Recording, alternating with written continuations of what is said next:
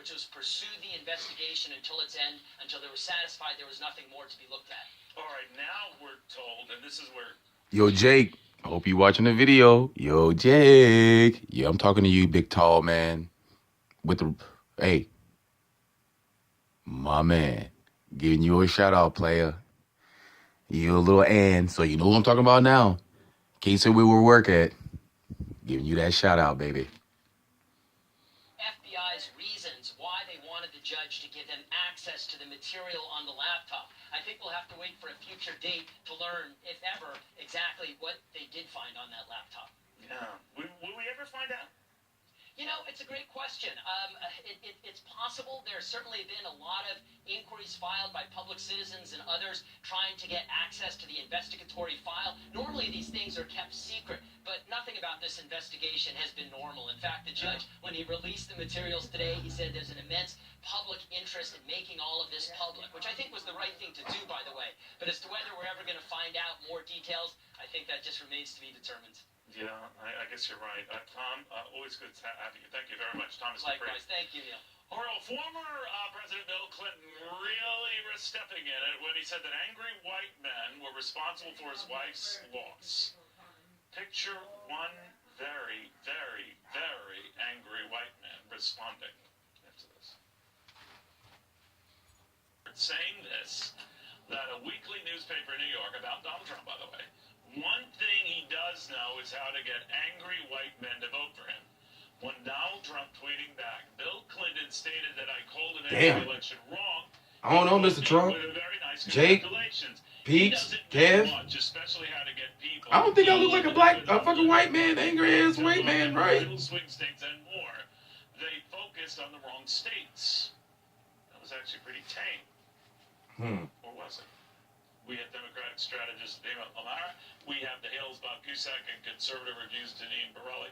Deneen, I was surprised how tame Donald Trump's response was to Let's that. see where she at. Later on, Bill Clinton updated that to say he's right. I did. Let's see where she at. To congratulate him.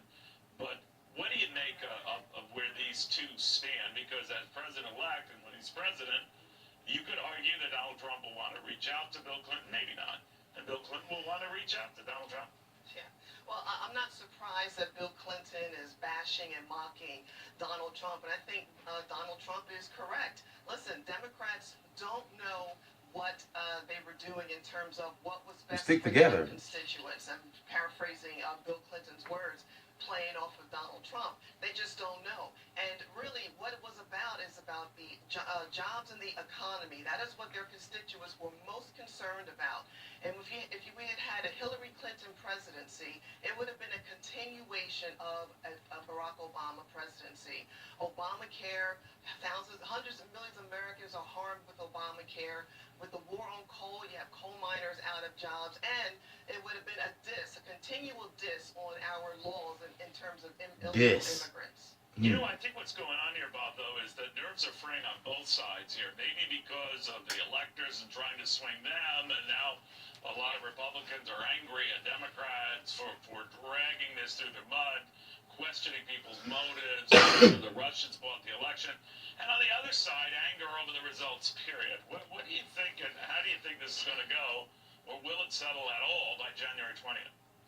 I hope it settles a bit, Neil. I mean, certainly we had the electors and that controversy. Now that's been settled. I mean, November 8th was a long time ago, and I think it would serve Democrats well to move on, to figure out why they lost instead of finger pointing. I mean, Donald Trump won by 74 electoral votes. That's 4 Ohio's. Shit, I mean, finger pointing. They ain't finger pointing. They finger banging. Shit, they ain't just pointing. They banging it. They banging. Finger banging. They ain't pointing. They banging. Yeah. The person they need to look at, who I think has been very responsible in what he has said since the election, is President Obama. He has said Donald Trump, from the get-go, is the next president, and America will survive this. Dima, what do you make of that? Yeah, I totally agree in regards to how President Obama's handled it, how even Hillary Clinton has handled it. She has made her statement, made her concession speech, said Donald Trump is the next president, and is now, off and traveling a little bit in the woods and enjoying life as a former president. You heard traveling in the woods. That's real shit. Rush Limbaugh's sort of rant in response to Michelle Obama. He kind of played into Bill Clinton's sort of stereotype there on the angry white man. Where he's like, oh, it's the first time I've had hope in 8 years. But can you really have that many angry white men in the country to turn the election like this, or especially in those battleground states? I mean, it was after the last election we said we're running out of angry white men.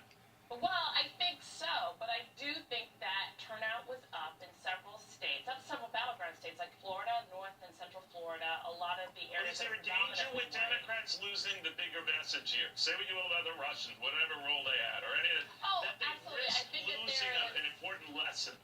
Yeah, I think that there's an important message certainly to take, that people are very unhappy with how things have gone in Washington, but I do think that that is sort of like on both sides. Republicans didn't want to work with Obama on certain things, and we have a stalemate and people are unhappy. And so Denise, to that point, then everything might switch around. If you think it was Republicans are angry that they weren't part of the process when Barack Obama had to run at the table in his first 2 years, that is the House and the Senate, his presidency, Republicans are going to serve that back and then some in at least their first 2 years.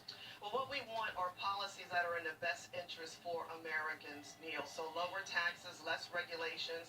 I think the Democrats took Americans on the scenic route with their temper tantrum, from the so-called fake news to Bill Clinton's comments about angry white men and all the other nonsense, the recount. They took us on a scenic route. The election is over, so let's move on. Do you think we're going to move on, Bob? You touched on the fact that you hope so, but I always wonder whether we just repeat the same sort of obstinance we had before, and just with different players. I think that's up to Donald Trump, honestly, Neil. I mean, if you look at President Obama when he came in, he had huge Democratic majorities, and basically Republicans were turned off by him from the get-go. He did reach out to them, but he felt the Republicans didn't feel like there was a real bipartisanship going on. Donald Trump, to get big things through, he's going to need bipartisanship, and I think the first 3 months, I think some reasonable Democrats are saying, hey, let's give Donald Trump a chance. Let's see how he governs. Let's see if he reaches out. He's going to move some Republican ideas and conservative ideas that Democrats don't like. But on other stuff like transportation, could be a big bipartisan bill. Tina, do you think that's possible? I do actually think that's possible. I mean, you had Manchin on earlier, who's expressed a willingness to go in that direction. To Deneen's point, I mean, most of Trump's voters are people who used Obamacare, and I think the Republicans are rapidly realizing that if they repeal it in such a way, especially some of the more popular initiatives, such as getting health care, keeping your health care until you're 26 under your parents' plan, or preconditions, I absolutely think that a lot of folks who voted for Trump are not going to be thrilled. So there's going to be a lot of compromise that has to happen. Well, we started the hand-holding in this very segment, guys. I want to thank you all. Class acts, each and every single one of you. Thank you. All right, we're learning right now a lot more about what happened in the election, or are we? Because despite those fine folks, there are some hypocrites alive and well. Into this. Their conscience, but what does that really mean? When I've had the likes of Christine Pelosi, or let's say Bill Richardson, arguing for such a principled stance, I could never get a straight answer out of them. They seem to be saying, no, the Russians hacked our election, so don't be hacks, you electors, and let them. Does that mean don't accept the results, just go rogue? Kevin in New Hampshire writes, you're right, Neil, this isn't about voting their conscience, but ignoring the will of the people. Carolyn emails, you clearly don't buy what the CIA has been saying about Russian involvement in this election, Cavuto. Wake up and smell the spine coffee, calzone head. Well, just like I should wake up and smell the same CIA findings of weapons of mass destruction in Iraq, or the same CIA that totally missed 9/11. Who is thinking their desired intelligence now? Heather in Pensacola. Tell them, Neo, fuck that. You don't want me to believe in your motherfucking ass? How is it we have 17 intelligence agencies all doing the same thing? That's a very good point, Heather. Turner via SBC. Cavuto, can you imagine if this were the Trump folks complaining about a rigged election? I suspect you're right, the coverage would be a little bit different. Liza in New Orleans, you're just angry Trump won and you keep beating the same rigged horse. Give it up, you Lego hair anchor wannabe. Talk to Carson, Liza. He emails, you're such a Trump suck-up. You'll push that he won, even if the Russians handed him the election. They're both watching the same show. Ben via Yahoo, you're so anti-Trump it sickens me. It also sickens me that you recovered from that heart operation. Clearly, God goofed, don't you think? Clearly, Ben, clearly. On that same